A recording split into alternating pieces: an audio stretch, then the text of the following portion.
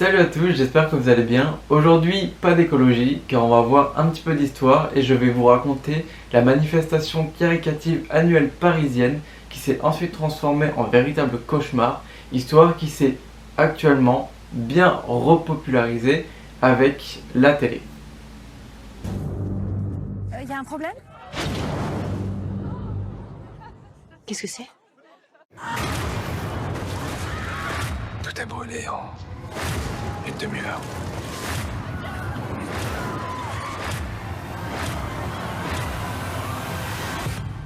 Moment de suspense, j'ai nommé bien évidemment le bazar de la Charité.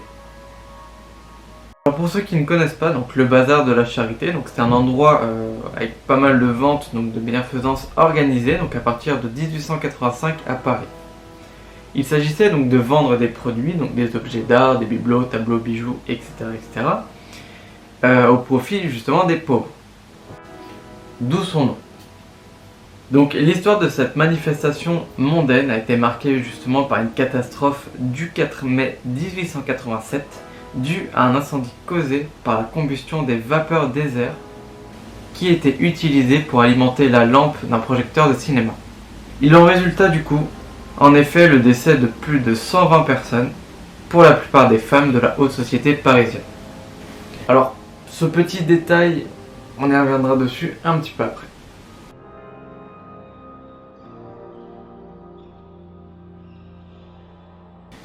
Alors, en première partie déjà, pour comprendre pourquoi la propagation de l'incendie a été si rapide, il faut justement savoir comment était l'édifice.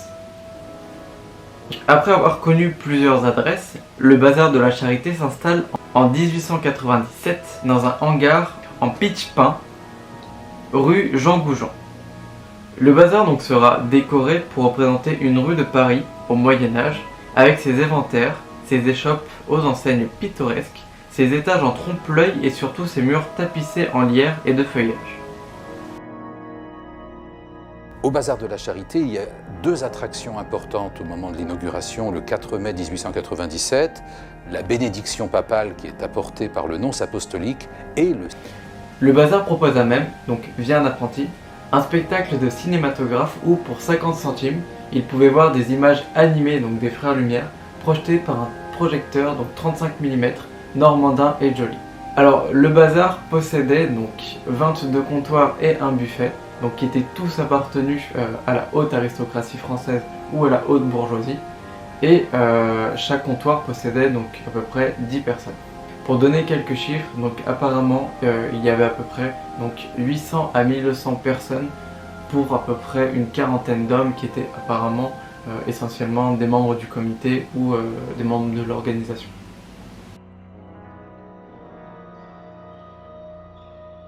C'est aux alentours de 16h15 que survint l'accident fatal. La lampe de projection du cinématographe a épuisé sa réserve d'éther et il faut à nouveau la remplir. Monsieur Bellac, donc qui était le projectionniste, demande à son assistant Grégoire Bagrachaud de lui donner de la lumière.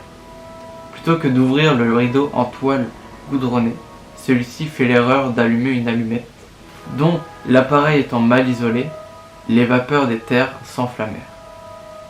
Quelques instants après, alors que les organisateurs étaient informés de l'accident et commencent déjà à faire évacuer les centaines de personnes présentes dans le hangar, le rideau prend alors feu. Après avoir grignoté au rideau, les flammes s'en prirent aux boiseries puis se propagèrent au vélum goudronné qui sert de plafond au bazar. Un témoin dira même, comme une véritable traînée de poudre dans un rugissement infolent, le feu embrasait le décor, courait le long des boiseries, dévorant sur son passage ce fouillis gracieux et fragile de tentures, de rubans et de dentelles. C'est dans ce brasier géant que s'enfuirent donc des centaines de personnes, donc soit par les sorties ou grâce à des échelles, ou alors à des petits passages, ou encore à des ouvriers donc, qui travaillaient aux alentours, notamment les cuisiniers qui travaillaient à l'hôtel du Palais. À l'extérieur, les pompiers arrivent sur les lieux en à peine 10 minutes, pendant que des grappes humaines surgissèrent du bazar transformé alors en brasier. Pas des plus plaisantes, c'est alors que par les deux seules portes d'accès, l'une d'entre elles sera rapidement bloquée par des corps. Paris, donc selon les sources. Le site officiel de l'association mémorielle du bazar de la Charité donne 126 victimes. Dans le journal La terrible catastrophe du 4 mai 1897, la liste complète des victimes, blessés, sauveurs et bienfaiteurs, ouvrage donc publié en juillet 1897, sont cités le nom de 132 victimes. Et pour finir, dans son édition du 14 mai 1897, le Petit Journal publie les statistiques officielles des victimes, donc service de la statistique municipale, pour un total de 121 personnes. La grande morale, c'est les femmes et les enfants d'abord. Et bah à l'époque, vraiment, ça a fait parler d'eux parce que le comportement des hommes, qui étaient en plus pour la majorité aristocrates, va horriblement choquer et va faire parler de ça donc à Paris et même bien plus. Donc, d'après même certains témoignages, ils disaient que c'était les hommes les moins fortunés. Donc pour le coup, donc, comme c'était avant, les ouvriers qui travaillaient aux alentours, qui étaient les premiers à venir en aide aux personnes, donc qui étaient notamment des femmes qui étaient dans le besoin pour le coup. La presse populaire va même exalter et ironiser sur les chevaliers de la Pétoche et les marquis de l'Escampette.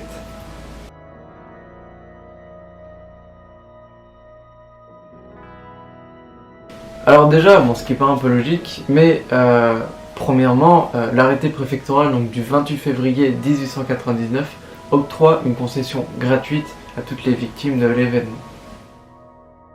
Ensuite, donc, la ville de Paris fait élever un monument donc, aux victimes non reconnues de cet événement, donc le 4 mai 1897, au cimetière Le Père-Lachaise.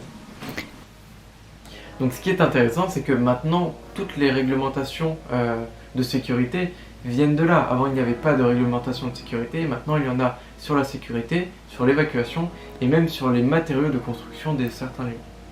Donc une fois quand même le résultat de l'enquête qui était reconnu, beaucoup disaient que l'histoire du cinéma était finie, notamment grâce à la pression de la haute société, mais avec l'intérêt et du coup les interventions dans le domaine des pays étrangers concernant tout ce qui est la cinématographie, c'est ainsi qu'elle est revenue peu à peu en France, repassant par-dessus cette mémoire et ce deuil national. Même si apparemment ce fut quelque temps interdit, les frères Lumière ont quand même développé un système de lampes électriques pour éviter ce problème-là. Et je vais finir sur cette note qui est la série et donc le bazar de la Charité, donc qui porte le même nom que le lieu et l'événement.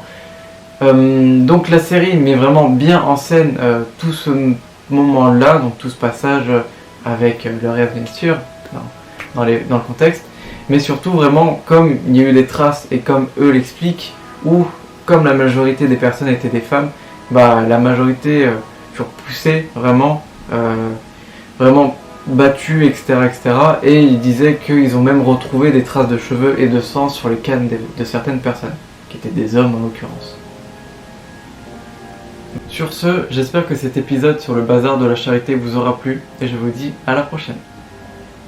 J'avais beaucoup de textes dans cette série. Hein, t'as vu, j'avais beaucoup de textes. Oh, il est long ce pitch, je suis navrée. Ah, il est long.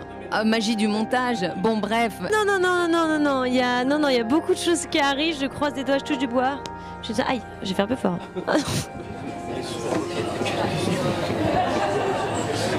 Bon, on coupera ça au montage.